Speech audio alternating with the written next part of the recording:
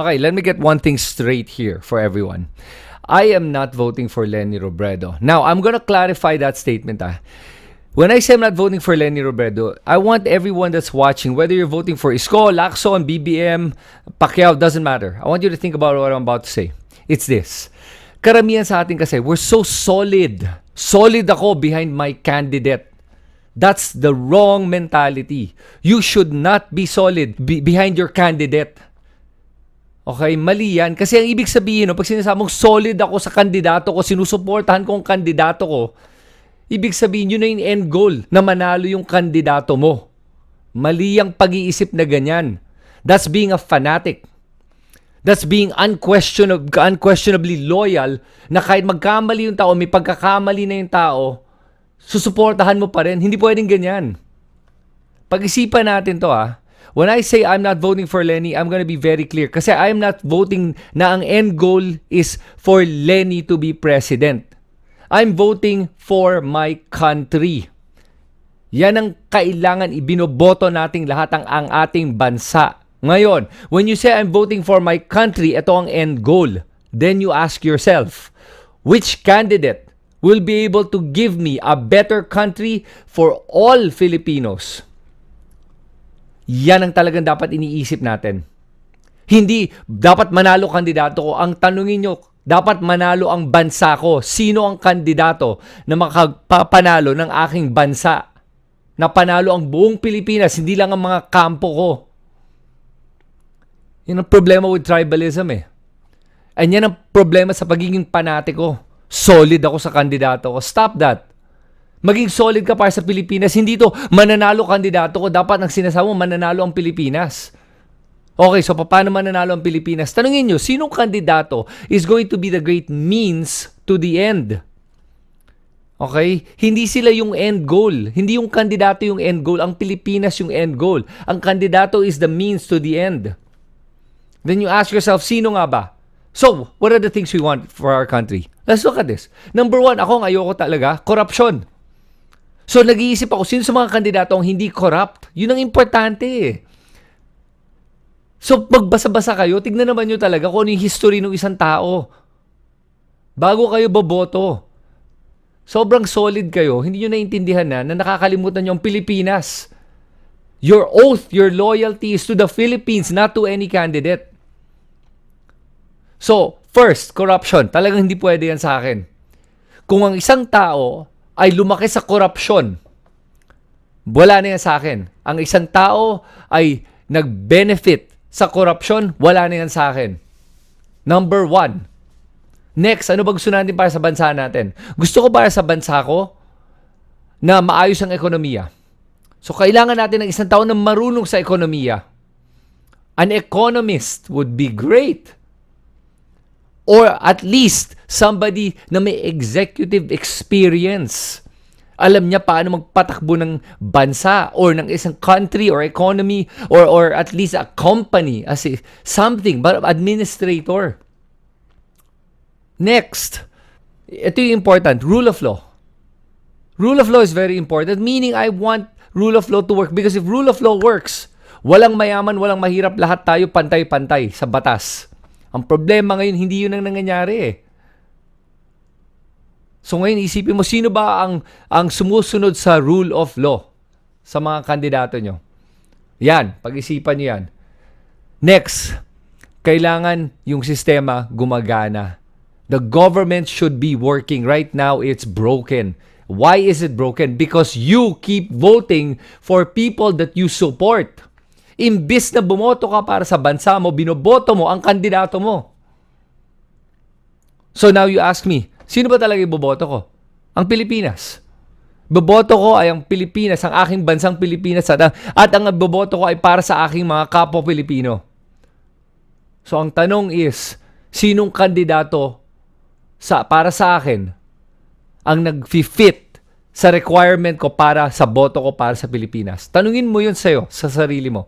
Yung kandidato mo ba marunong sa economy? Marunong ba sa finance? Marunong ba sa law? Rule of law?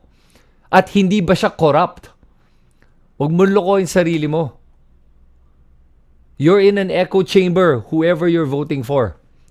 Trust me, I know that. And that's why if you look at my feed, it's mixed. I have Pacquiao, BBM, Lacson, Leni on my feed because I read all platforms. I read what they say, what they do. I read what they're about. I read what the supporters of each of these candidates talk about. And that's the problem, is that we don't do enough of that diverse reading. We're so into our echo chambers of who we believe is correct and who we support without understanding, are we really supporting that person or are we supporting our country? Because I'm telling you, most of the time, you're supporting your candidate. Hindi mo sinusuportahan ng Pilipinas. So stop this. Vote for your country and ask yourself, which candidate is going to be the best for my country? That is who you should vote for. Remember that when election time comes. That's it, I'm out. Okay, I'm just going to add this for people that are watching. I know you guys are going to ask that question anyway. So who am I going to vote for? So here is who I'm going to vote for. I'm going to vote for the Philippines, and the person that I believe will be the best for the Philippines ay isang tao na walang bahid ng korupsyon. Okay, so eliminate na natin yung mga may korupsyon. Alam na natin kung sino yon. Sabihin ko na nga actually, Marcos, BBM, his whole family is mired with corruption. Ayaw nga magbayad ng buwis. Grabe, tapos i-expect mo na ayaw magbayad ng buwis, tapos gusto tumakbo ng presidente, tapos gagawin niya lahat para sa bansa. Mag-isip-isip ka na. Wala na yon, out na yon. Dahil yun, ang daming corruption at ayaw pa magbayad ng taxes, boboto mo isang tao na hindi nagbabayad ng buwis. Pambihira ka, anong klaseng Pilipino kung yan ang iboboto mo? Ikaw nagbabayad ka ng tax, siya hindi.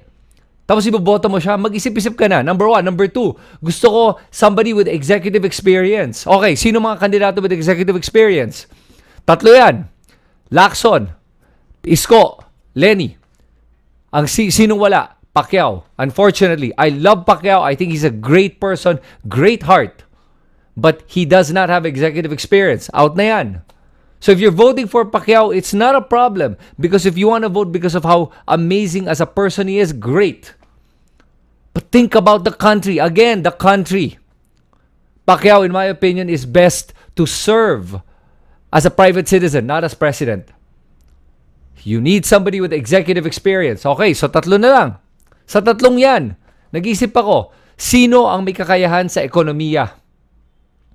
Yung may economic background. Okay, hindi. Before that, sino ang may kaya rule of law?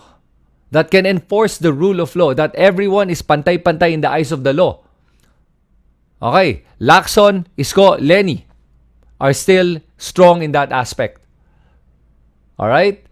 Now, then we talk about the economy. Sino ang may advantage in terms of economics? Or at least marunong magpatakbo or administrative. O sige, administrative na muna yon. I'd say the best 2 are Leni and Isko. Lacson, I actually voted for Lacson the last time. I actually wanted Lacson to win. I have no problems with Lacson. I love the fact that he doesn't take his pork barrel in Senate. That says a lot. Because all senators take their pork barrel. And quite a few corrupt them and abuse them. But si Lacson, he doesn't. So he has my support. But in this case, it's Isko or Leni. Now, the last one I want. An economist. I want an economist. There's only one economist. One who's really good with the economy. That can really stand out. And that's Leni. I like Isko. I think Isko is a great administrator for Manila. I think he should continue. He only has 3 years. He should have ran another 3 years. He could have done a lot more for Manila. But he wanted to run for president. I have no problems with Isko, by the way. But think about that. Now, I look at Leni as the one that's the complete package. Hindi na to yung we're voting for the lesser evil. Wala nang lesser evil. This one is the complete package. This is the one that the Philippines needs right now. Ito na yun. Andi dito na. Why are we going to pass up on that chance of a candidate that really fits everything that the Philippines needs, ang kailangan ng Pilipinas at ang kailangan ng lahat ng Pilipino? Yun na yun eh. So yes, I am voting for the Philippines. I'm voting Leni Robredo. And I think you should too. Because unahin natin ang Pilipinas bago ang kandidato natin. Because she has shown that she puts Philippines first before herself. Unlike, I'm sorry, the exact opposite of that is BBM, who puts himself first before every Filipino and before the Philippines. Think about it. Listen to their words. Look at their actions. Look at their history. Yung palang alam mo na. At the end of the day, yes, it does matter who you vote for. So please, vote for the Philippines. Vote for all Filipinos. And vote for the candidate that will put Filipinos and the Philippines first before themselves.